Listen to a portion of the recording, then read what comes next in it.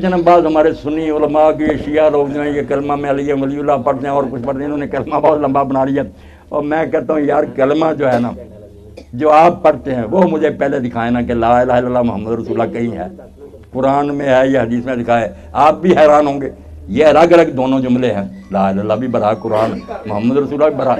اس طرح ایک کلمہ بنا ہوا کہیں نہیں، یہ کلمہ طیبہ بالکل نہیں۔ جیسے میں نے کہا آپ نے دو نیک کلمے جوڑ لیے اچھے،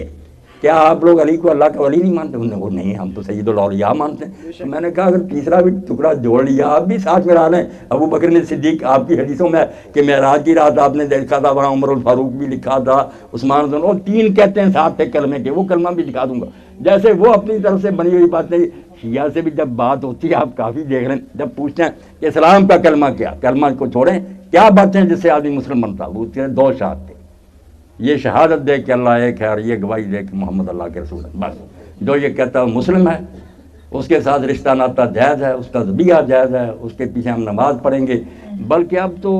امام خمینی کے انقلاب کے بعد آپ حرم شریف میں جائیں، پہلے ہوتا تھا یہ باسط میں نے دیکھا کہ وقت نماز کھڑی ہوتی شیعہ حضرات باہر کو بھاگ رہے ہیں، اب اگلی صفوں میں کھڑے ہوتے ہیں، ہاتھ چھوڑے ہوئے پڑھ رہے ہیں، اتحاد کا مظاہرہ ہو رہا۔ ارے ائمہ علیہ السلام کہہ گئے تھے کہ سنی امام کے پیچھے پہلی صف میں نماز پڑھنا ایسے ہی ہے جیسے نبی کے پیچھے نماز پڑھنا۔ اپنی حدیثیں دیکھیں، شرارتی لوگوں نے شبلی صاحب ہمیں توڑ رکھا ہے، کوئی بات نہیں، کلمہ ایک ہی ہے کہ اللہ ایک ہے، وہ اشہد ان لا الہ الا اللہ وحدہ لا شریک لہ واشہد ان محمد عبدہ ورسولہ، نماز میں ہی پڑھتے ہیں، یہی حضور پڑھواتے تھے،